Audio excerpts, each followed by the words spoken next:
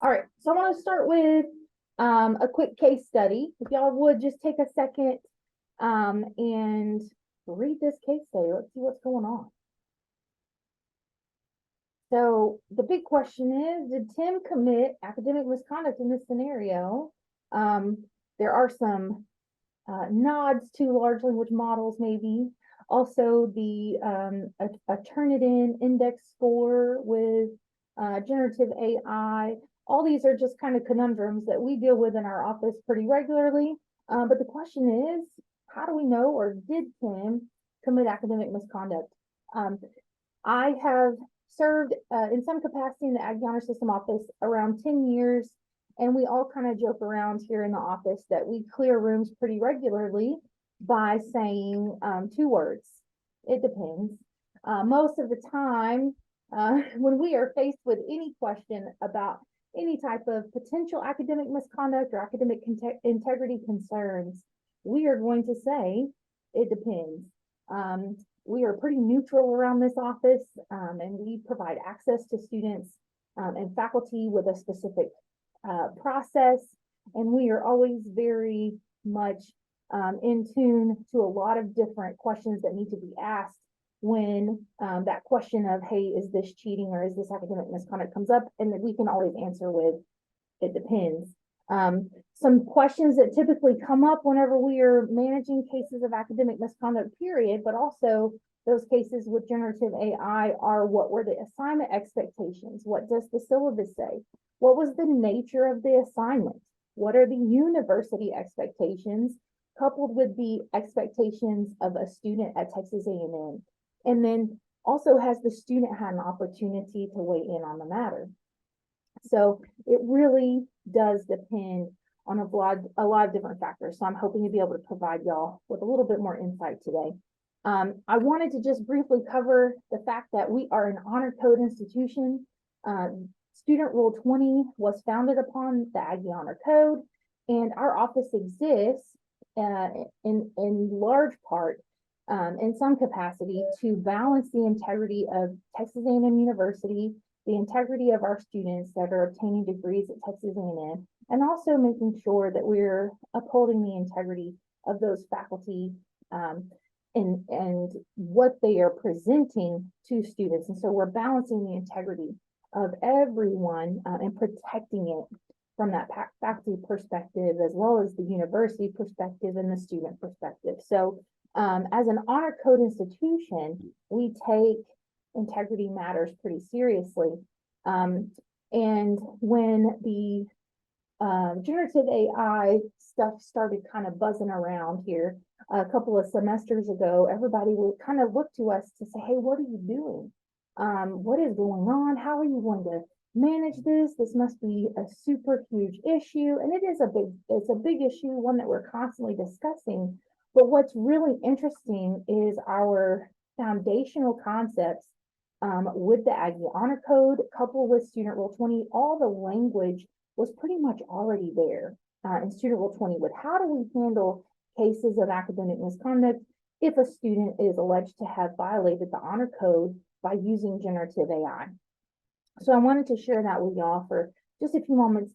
When a student could be found in violation of the honor code by using generative AI, there are three specific types that we are seeing most often as types of academic misconduct that faculty are pointing to and saying, this is academic misconduct at Texas A&M.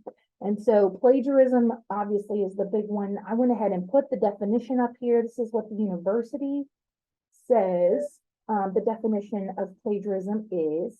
And then there are some actual examples that have not been modified since this generative AI stuff was started, that were already there, that have been kind of that foundational piece that help us work through cases of academic misconduct as far as generative AI is concerned. Obviously, the failing to credit sources, attempting to receive credit for work performed by another, and then also failing to cite electronic resources if they are utilized in any way as resource material.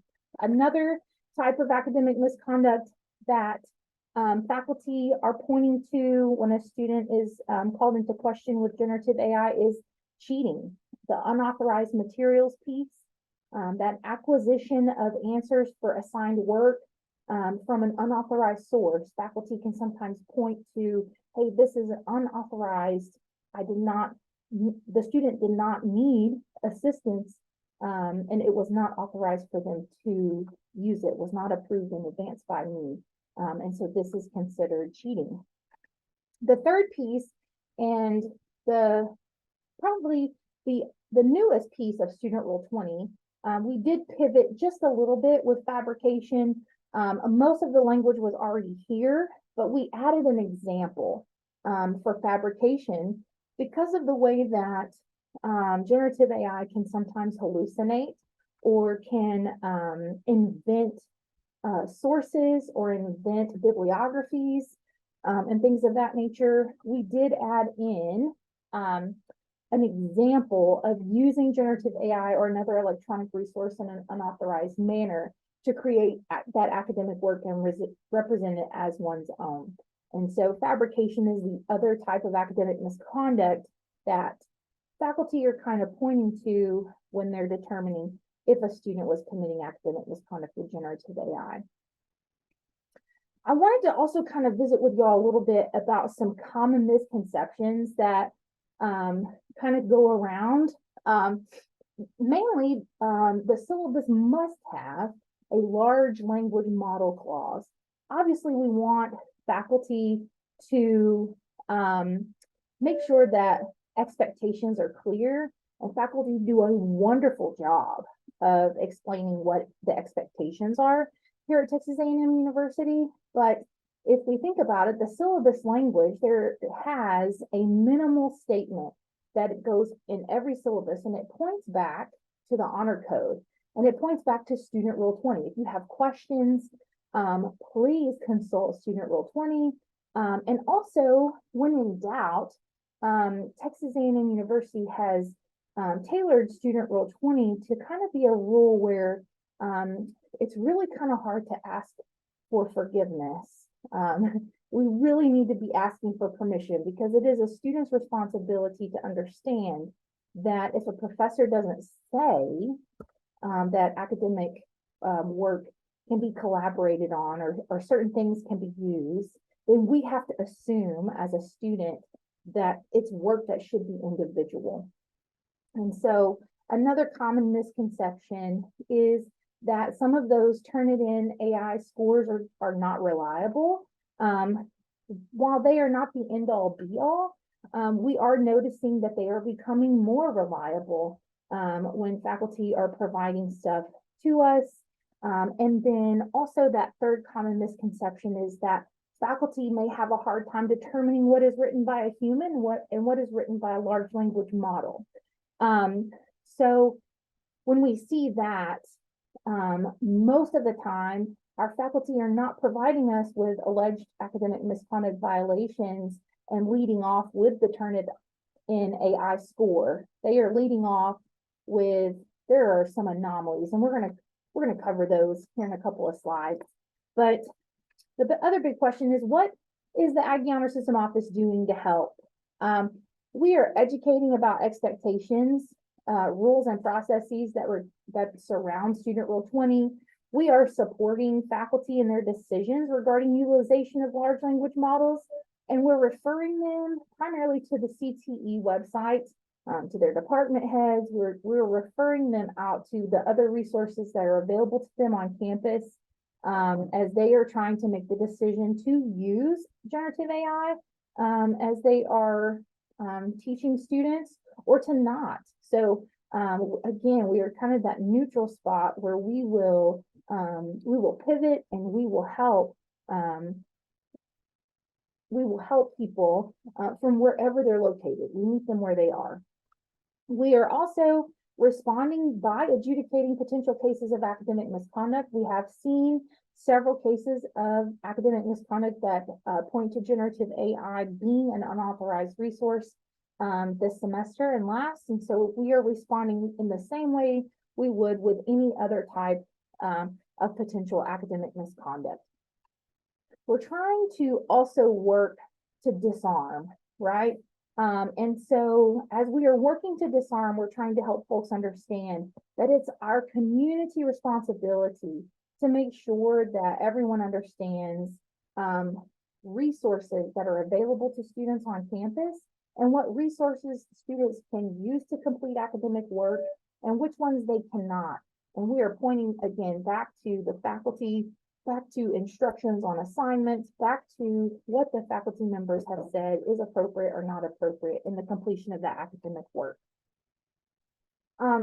We are also kind of pointing faculty toward having open discussions about academic integrity early on in their courses, and often we're asking them to invite us to their sessions, using some of our videos, giving a presentation, having their own presentation and talking about the syllabus and also what their expectations are as far as academic integrity is concerned, and then prompting and reminding often. We're also making sure that instructors and staff share in the responsibility and authority to challenge and make known those acts that violate the Aggie Code of Honor. And then we're also disarming by making sure folks are trusting but verifying. And again, understanding that while the AI detectors are not the end all be all, they might be the start of a conversation that needs to be had. We're hoping that folks are also disarming through educating students, and we're helping them understand that just because an instructor doesn't say explicitly what can and can't be used, Aggies are to assume that work is to be done individually. We're also looking at making sure that faculty are clarifying expectations for students, and then also helping everyone understand that it's okay to have a student authenticate their work. Student Rule 20 says that they should be able to authenticate their work, and if they're unable to, it's sufficient grounds to initiate an academic dishonesty case. Really quickly, I wanted to share a couple of earmarkers. I kind of talked about this a little bit earlier. I know I'm almost out of time. However, there are distinct things that faculty, and I would even say we have some group work kind of coming and going where students are actually observing these types of earmarkers and questioning where work came from. And so faculty are coming to us and saying there was a very distinct change in voice from this student's writing across the paper or across one assignment to the next. There's some cyclical writing that never answers the question. There are very superficial explanations here.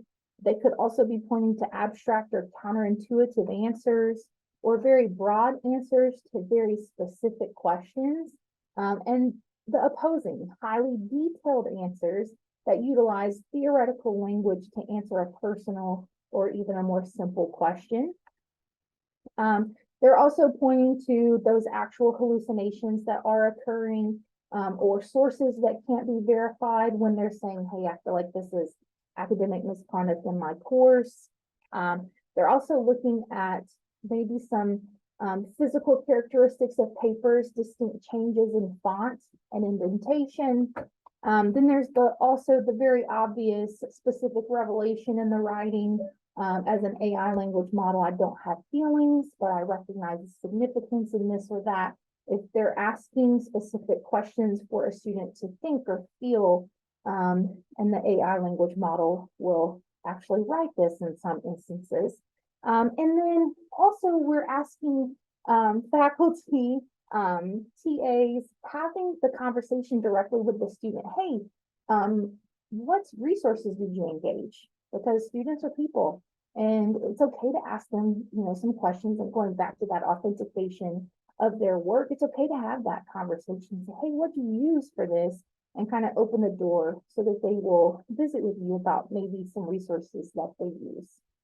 I know that was fiery, whirlwind, drinking through a fire hose, but I wanted to share with you a few final thoughts here. Back to that first case study, that first slide that we did, that student did accept responsibility for academic misconduct, which means they admitted to using ChatGPT to put prompts into the system that were very personal and should have been answered by them. and it generated responses. And so also, what was pointed to there were the instructions for those discussion posts, that it should have been individual work and authentic to them. And all of those instructions were posted in Canvas and the syllabus and frequently were visited in class. Another final thought, we are starting to notice and can point to several really good examples of large language models and academic integrity coexisting. It is a possibility. We are absolutely thrilled to be able to help folks understand that it does coexist and that it can. It does in large part exist through responsible use, taking proactive steps to promote academic integrity, adherence to the policies that are here pertaining to reporting and adjudication of violations of the Aggie Code of Honor. It will continue to help support that large language models are a resource and are sustainable for our future. So we're truly excited to see what is going to come of this and continue to come. And we're really excited to be a resource for the university. It's a really exciting time to be a staff member and an educator here at Texas A&M.